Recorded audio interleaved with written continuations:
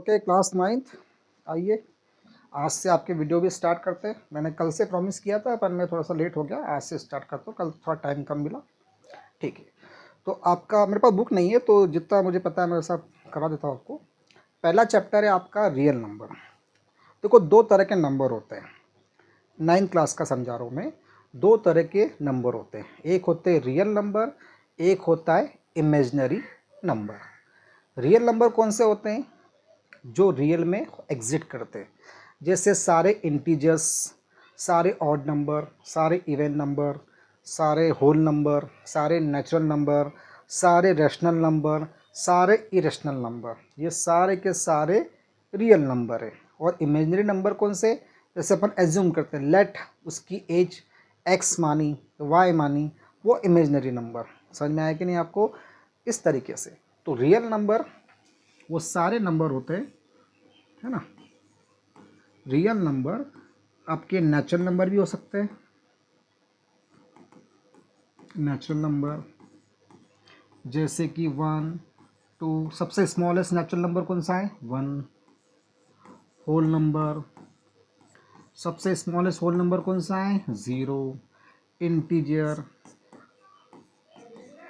ठीक है, इंटीजर्स भी हो सकते हैं जैसे -3 -2 -1 0 1 2 3। फिर सारे रैशनल नंबर भी हो सकते हैं, और नंबर भी हो सकते हैं जो P/Q फॉर्म में होते हैं। सारे रैशनल नंबर काय में होते हैं? P/Q फॉर्म में। और सारे इरेशनल नंबर होते हैं जो P/Q फॉर्म में नहीं होते, ठीक है, ये इस फॉर्म में नहीं होते। तो इसी तरह के सारे ऑड नंबर, इवन नंबर, ये सारे रियल नंबर कहलाते हैं, ठीक है।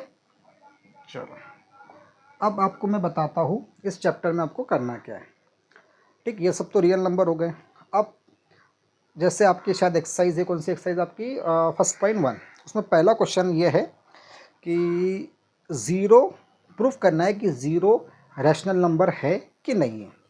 अब देखो ज़ीरो रैशनल नंबर है कि नहीं। रैशनल नंबर कैसे होते हैं? P/Q फॉर्म में। तो ये ज़ीरो रैशनल नंबर है कि नहीं? यस है। क्यों? क्योंकि उसके बेस के अंदर डिनोमीटर में क्या आ रहा है? 1 आ रहा है, इसीलिए ज़ीरो रैशनल नंबर होता है। Yes, zero is a rational number, ठीक है। बट क्या ये रैशनल नंबर है? नहीं, नो, ये रैशनल नंबर नहीं है, क्योंकि कभी भी Q मतलब डिनोमीटर में ज़ीरो नहीं आता है। अब आप बोलोगे सर ऐसा क्यों? क्योंकि ये मैथमेटिक्स के अंदर अभी तक डिफाइन नहीं हुआ है कि ज़ीरो डिनोमीटर में क्यों नहीं आया। क्योंकि जो भी सब्जेक्ट आप पढ़ते हो, कोई भी सब्जेक्ट अभी कंप्लीट नहीं है। हर सब्जेक्ट में नई नई चीज़ें, नई नई थ्योरी, नई नई बातें आती रहती है। तो अभी तक मैथमेटिक्स ने इसको प्रूफ नहीं किया है कि डिनोमीटर में ज़ीरो क्यों नहीं आता है। जितना मुझे समझ है, देखो इसका बेस है, मतलब ज़ीरो से, अब जैसे ये ऊपर ज़ीरो है, उसके बेस में 1 है, मतलब नीचे कुछ ना कुछ नहीं है तो 1 तो आ ही जाएगा। ज़ीरो ऊपर हो सकता है क्योंकि ज़ीरो होल नंबर भी है ना, इंटीजर भी है, -1 0 1। तो उन सब के अपॉन में क्या है? 1 1 1 1 आ रहा है। क्या आ रहा है? 1 1 आ रहा है कि नहीं। जैसे अगर नंबर लाइन आप लिखते हो, जैसे ये -2 -1 0 1 2, तो इनके अपॉन में 1 है, इनके अपॉन में 1 है, इसके अपॉन में भी 1 है, इसके अपॉन में भी 1 है, इसके अपॉन में भी है। तो ये सारे क्या हो जाते हैं? रैशनल नंबर हैं। क्या है? सारे रैशनल नंबर। अपॉन में 1 आ गया, इसीलिए ज़ीरो एक होल नंबर भी है क्योंकि इसके अपॉन में 1 आ रहा है कि नहीं। इंटीजर भी है क्योंकि अपॉन में 1 आ रहा है, इसीलिए ज़ीरो रैशनल नंबर बनता है। बट ज़ीरो डिनोमीटर में कभी नहीं आएगा, क्योंकि जिसका बेस ही नहीं है उस पर नंबर कैसे आएगा भाई? नीचे ज़ीरो है, नीचे बेस ही ज़ीरो है, तो उसके ऊपर 1 आ सकता है क्या? 1 का कोई भी नंबर नहीं आ सकता, नहीं आ सकता ना, ठीक है। इसीलिए वो अनडिफाइंड है, इसीलिए क्यों कभी भी ज़ीरो नहीं होता है। समझ में आया? नीचे कुछ नहीं तो ऊपर कुछ हो सकता है क्या? नहीं। इसीलिए ये मेरा लॉजिक है, बट वो मैथमेटिक्स में अभी तक नॉट डिफाइंड है। समझ में आया कि नहीं आया आपको? तो ज़ीरो रैशनल नंबर है, बट ज़ीरो डिनोमीटर में नहीं आता है, क्योंकि वो बेस अगर ज़ीरो रहेगा तो ऊपर कुछ होने ही नहीं वाला। और ये रैशनल नंबर क्यों बन जाता है? आपने नंबर लाइन में देखा होगा, है कि नहीं। इस देखो, इससे बड़ा ये है -1 से बड़ा ये, इससे बड़ा ये, इससे बड़ा ये, सबके अपॉन में 1 1 1 1। क्लियर, समझ में आ गया आपको? तो पहले का आंसर आपको मिल गया होगा। नेक्स्ट क्वेश्चन शायद ये है, find the rational number between, दो नंबर के बीच में रेशनल पता करें। जैसे example, find rational number between 3 and 5। अब क्वेश्चन में क्या दिया वो मुझे नहीं मालूम, मैं 3 और 5 लेके चल रहा हूँ। इसके बीच में कितने रेशनल नंबर पता करने अपने को? 6 पता करने। कितने पता करने? इन दोनों के नंबर के बीच में अपने को 6 रेशनल नंबर पता करने। ठीक, रेशनल नंबर का फॉर्म क्या होता है? P/Q। ठीक, अब यहाँ पे ये 3 है, मैंने क्या बताया, अपॉन में 1 आ जाएगा। दूसरा नंबर क्या है? दूसरा नंबर है 5, अपॉन में क्या आ जाएगा? 1। ठीक, अब दोनों के डिनोमीटर सेम है, कोई प्रॉब्लम नहीं।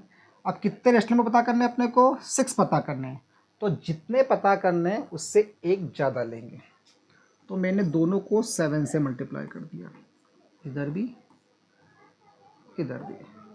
ठीक, तो इसका आंसर हो गया 21/7 और इसका आंसर हो गया 35/7। अब इसके बीच में अपने को 6 पता करना है, तो 22/7, 23/7, 24/7, 25/7, 26/7 एंड 27/7। ठीक है, आगे भी हो सकता है कि नहीं? दो नंबर के बीच में अनलिमिटेड रैशनल नंबर हो सकते हैं, डिपेंड करता है कि आप उसको कैसे मल्टीप्लाई कर रहे हो। मतलब कोई भी दो नंबर है उसके बीच में अनलिमिटेड रैशनल नंबर आप निकाल सकते हो। कितने? अनलिमिटेड। आपकी बुक में पीछे आंसर अलग दिया होगा, आपके सर मैडम ने अलग से करवाया, अलग कुछ करवाया होगा, है ना? सबके आंसर अलग अलग आ सकते हैं, बट क्योंकि दो नंबर के बीच में अनलिमिटेड रैशनल नंबर होते हैं और यहाँ अपने को सिर्फ 6 पता करने का बोले थे, तो मैंने सिंपल फॉर्मूला यूज़ किया, 6 पता करने तो दोनों में 7 7 का इंटू कर दिया। इस तरीके से ये 6 रैशनल नंबर अपन ने निकाल लिए। क्लियर? क्योंकि दो रैशनल नंबर के बीच में अनलिमिटेड रैशनल नंबर है, जितने चाहो आप निकाल सकते हैं, डिपेंड करता है कि आप यहाँ पे क्या मल्टीप्लाई कर रहे हो। क्लियर? आई होप कि आपको ये समझ में आ गया होगा। अब थोड़ा चेंज बताता हूँ इसके अंदर में। मान लो कोई ऐसा क्वेश्चन आ जाए, फाइंड 5 रैशनल नंबर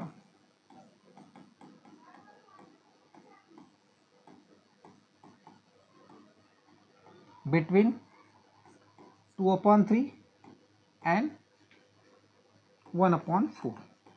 इसके बीच में पता करना है। अब डिनोमीटर सेम नहीं है तो क्या करेंगे? उसको P/Q फॉर्म में लिखेंगे दोनों को पहले, और पहले डिनोमीटर सेम करेंगे। डिनोमीटर सेम करने का सबसे आसान तरीका, दोनों के ये 4 है तो ये दोनों में 4 का इंटू कर देंगे अपन। 2 × 3, ऊपर भी 4 का इंटू, नीचे भी 4 का इंटू, है ना? मतलब ये डिनोमीटर को सेम करना है, मल्टीप्लाई 12 हो रहा तो दोनों के डिनोमीटर में 12 आना चाहिए। इस 4 का मल्टीप्लाई ऊपर नीचे, और यहाँ पे डिनोमीटर में 3 दिया, इस 3 का मल्टीप्लाई इन दोनों में। ठीक, तो ये 8/12 हो गया और ये आ गया आपका 3/12। अब देखो ऐसी ऐसी 5 निकल जाएंगे। कितने निकल जाएंगे? 5 आराम से आ रहे हैं। 7 5, देखो 4 5 6 7, 4 ही आ रहे, 5 पता करने ना। ठीक, कोई दिक्कत नहीं। अपन क्या करेंगे, अब ये 12 है, 5 पता करना है। अब डिनोमीटर सेम हो गए, 5 पता करना है तो इसके अंदर 6 का इंटू करेंगे, इसमें 6 का इंटू करेंगे, इन दोनों में इधर भी 6 का इंटू करेंगे, इधर भी 6 का इंटू करेंगे। तो यहाँ पर आ जाएगा आपका 48/72 और यहाँ पे आ जाएगा आपका 18/72। अब देखो इसके बीच में अपने को 5 पता करना है, कितने सारे निकल गए, तो कोई भी 5 ले लेते। कौन कौन से ले लेते? 47/72, है ना?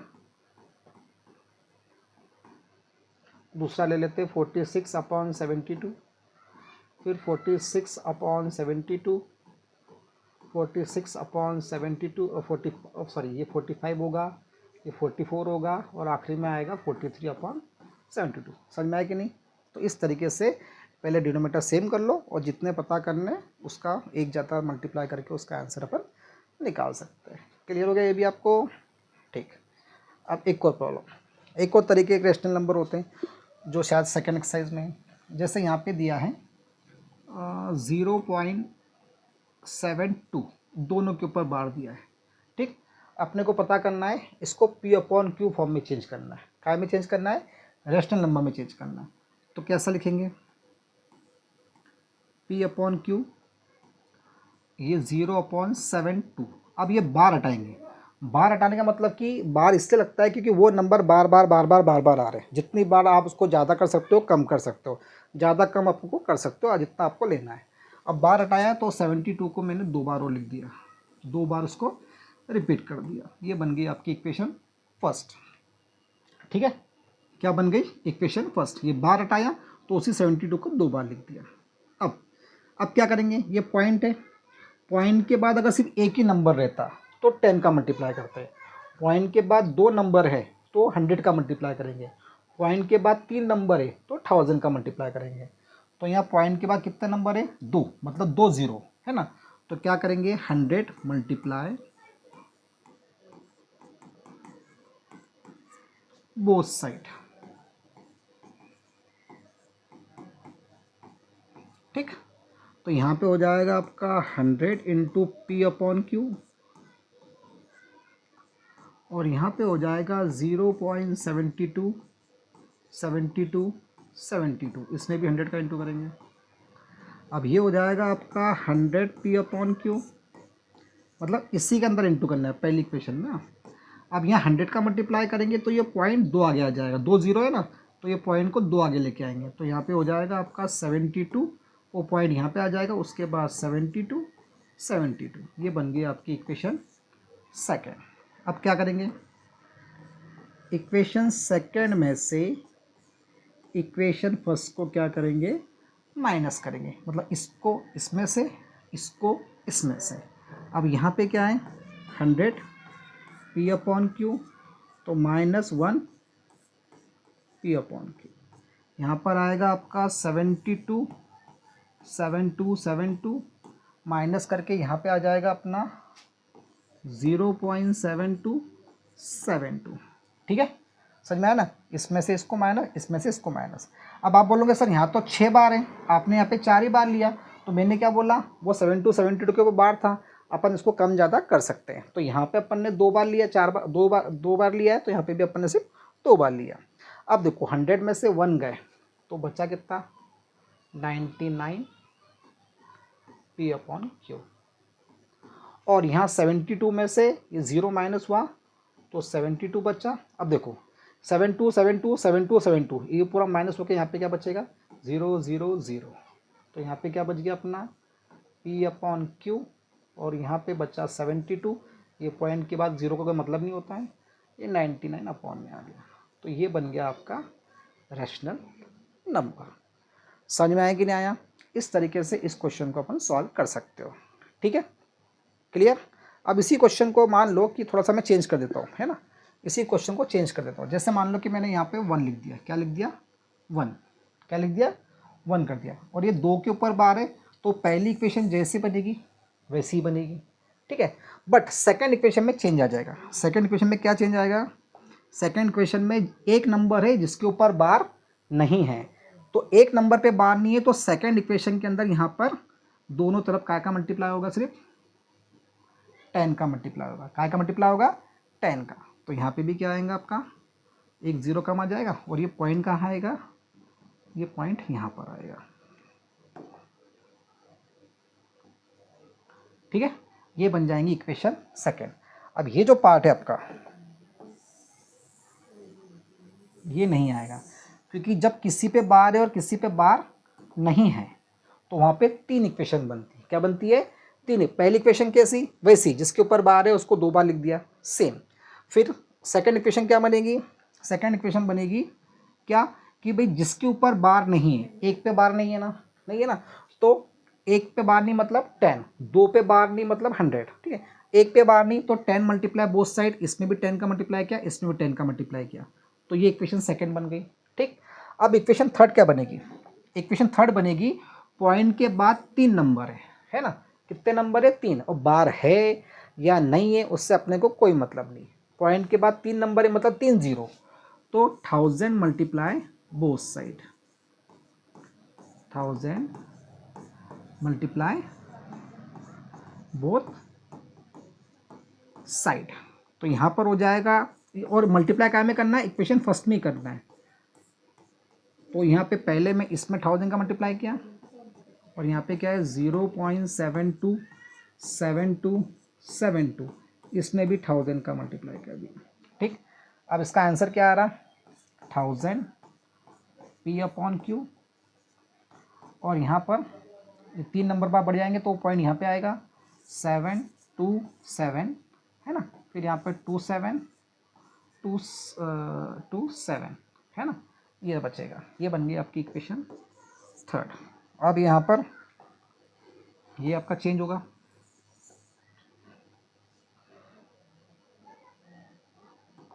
ठीक। अब क्या करेंगे? अब इसमें इक्वेशन थर्ड को सेकंड से माइनस करेंगे, इक्वेशन थर्ड को इक्वेशन सेकंड से माइनस करेंगे, सेकंड से। तो थर्ड इक्वेशन क्या है आपकी? 1000 P/Q, तो यहाँ पे माइनस करेंगे 10 P/Q, यहाँ पर आएगा अपना क्या? 727.2727, माइनस करना है किसको? सेकंड इक्वेशन को। सेकंड इक्वेशन में क्या दिया है? 72727, देखो पॉइंट के बाद दोनों में नंबर सेम आ रहे हैं। ठीक, अब इसमें से इसको माइनस किया तो यहाँ हो गया आपका 990।